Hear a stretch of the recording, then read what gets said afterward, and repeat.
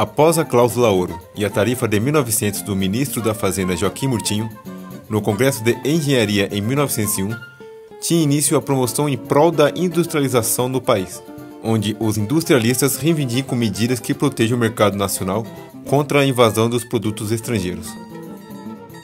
Na primeira década, em 1903, inicia-se uma fase de grande expansão do comércio exterior brasileiro, com o volume comercial triplicando até 1913. Este aumento do comércio internacional é obtido pelo viés das importações de bens de capital destinado a investimentos públicos.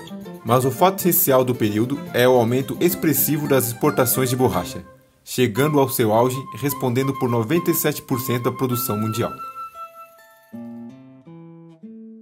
Em paralelo, junto ao baixo preço do grão de café no mercado internacional, os cafeicultores vivem uma crise de superprodução, onde os cafeeiros aumentam nessa época a razão de 90% ao ano, enquanto o consumo mundial de café no período cresce apenas 1,5%. Em 1906, o governo brasileiro coloca em prática o primeiro plano de valorização do café, o Acordo de Taubaté. Com isso, ele passa a comprar todo o excedente da produção, que garante o preço dos grãos e o lucro dos cafeicultores. Nesse ano, o Brasil produziu safra recorde de café, 20 milhões de sacos. Em 1907, estoura uma grave crise financeira internacional, desencadeada pela crise na Bolsa Nova-Iorquina e a superprodução industrial alemã. Desde então, o próprio governo brasileiro assume os créditos, permitindo a desova do excedente de café e garantindo, assim, a estabilidade do preço do produto. No mesmo ano, o governo institui a Caixa de Conversão, fixando o câmbio em uma taxa inferior do mercado e atendendo mais uma vez os interesses dos cafeeiros e da indústria. Essas medidas acabam amplificando a crise a longo prazo, pois a garantia de compra do café excedente pelo governo e a moeda desvalorizada incentivam os produtores de café a aumentarem ainda mais sua produção. Entre 1906 e 1910, 8 milhões e meio de sacas foram estocadas.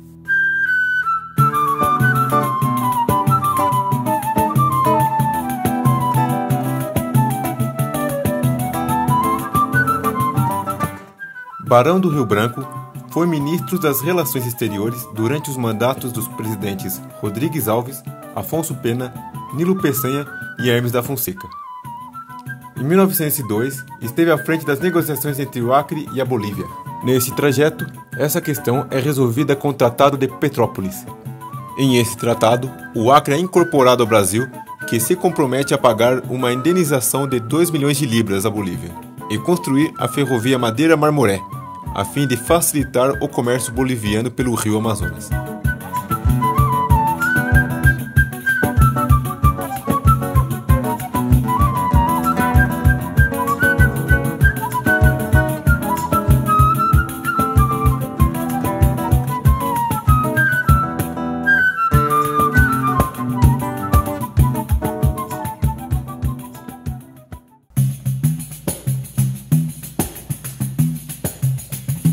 O Brasil mantém um acordo bilateral com os Estados Unidos, que estabelece a redução de direitos alfandegários.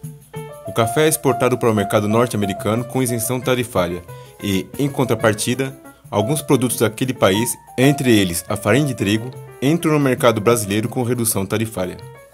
Com o aval do governo federal em 1908 de um empréstimo externo de 15 milhões de libras para a compra do excedente de produção de café, o preço do café se mantém em alta. Porém, o sucesso deste plano é interrompido em 1913, quando tem início uma crise no comércio exterior, como consequência da diminuição da demanda dos países industrializados. O preço do café, junto com outros produtos, despenca no mercado internacional e a balança comercial deste ano registra um déficit de 1,7 milhões de libras. A crise se agrava no ano seguinte, em 1914, com a explosão da Primeira Guerra Mundial, interrompendo a entrada de capitais estrangeiros. As exportações não são suficientes para fazer frente à dívida externa e o mercado cambial entra em crise. A caixa de conversão é fechada, acarretando sucessivas desvalorizações do câmbio, que asseguram a rentabilidade das exportações de café em moeda nacional.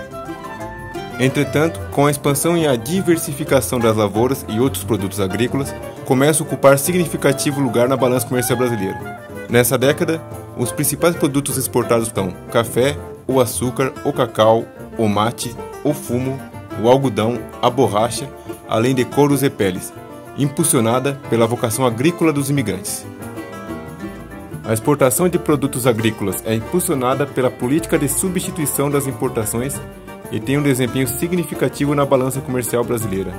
Produtos como arroz, feijão e milho, deficitários até 1914, revertem os saldos comerciais e começam a gerar superávites a partir de 1916. A produção de milho já é a segunda do mundo, atrás apenas dos Estados Unidos. Devido à forte concorrência da borracha asiática, que em 1915 responde por 68% da produção mundial, o Brasil passa a responder por somente 12%.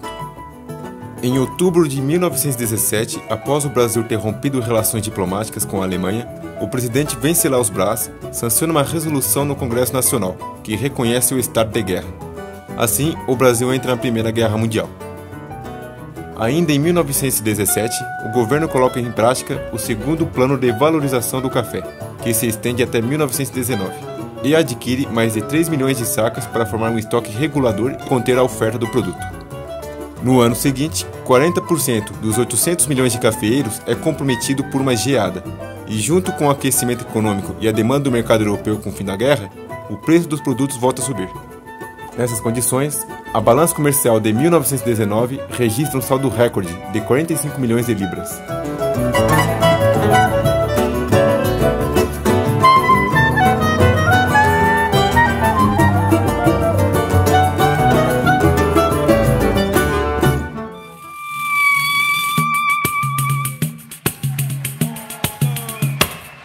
Com o encolhimento da demanda dos Estados Unidos, nosso maior importador de café, associada à expectativa de uma grande safra em 1920 e 1921, empurram para baixo o preço internacional do café e, em 1921, a balança registra um déficit de 622 mil libras. Para contornar a crise do setor cafeeiro, o governo Epitácio Pessoa coloca em prática o terceiro plano de valorização do café, buscando não só estancar uma queda brusca do preço internacional de café, mas sim mantê-lo em um patamar elevado. A taxa cambial volta a se desvalorizar e as exportações do produto alcançam o seu apogeu, no período de 1924 a 1929, quando o preço alcança níveis muito elevados. No decorrer da década, o café responde por 69,6% da pauta exportadora. A aquisição dos excedentes para a formação de estoques reguladores é financiada pelo Banco do Brasil, e, até 1924, são retirados do mercado cerca de 4,5 milhões de sacas de café. Após o governo federal se afastar da política centrada nos interesses do setor cafeeiro, o Estado de São Paulo cria o Instituto de Defesa Permanente do Café, depois transformado em Instituto do Café do Estado de São Paulo. Em 1924, o governo estabelece uma política de incentivo à indústria por intermédio da isenção de taxas alfandegárias sobre a importação de máquinas e equipamentos, financiamento e tarifa mais baixas na utilização de meios de transporte da União e isenção de imposto de consumo, somando a estabilidade cambial e a elevação de tarifas aduaneiras para produtos importados concorrentes. Em Minas Gerais é fundada a Siderúrgica Belgo-Mineira e em São Paulo é instalada a Companhia Brasileira de Cimento Portland, com capital canadense. Começa a produzir em 1926 e 3 anos depois já responde por 15% do consumo interno. Também são instaladas indústrias para a produção de aço em lingote e laminados, e pequenas indústrias para a produção de máquinas e equipamentos. Em 1926, é criada a Caixa de Estabilização, que favorece os cafeicultores que expandem a produção. Sua política cambial também favorece a indústria nacional, com o encarecimento dos similares importados. O grande problema é que a grande produção cafeeira nos últimos anos da década resulta em uma produção superior à demanda internacional do produto, e a solução encontrada é a destruição deste. Em outubro de 1929, ocorre a quebra da Bolsa de Nova York. A crise se alastra pelo mundo e acerta em cheio a economia cafeeira. O recuo da demanda, associado à super safra de 1929 a 1930, além dos estoques acumulados em grandes proporções, provoca uma queda dramática dos preços internacionais do café.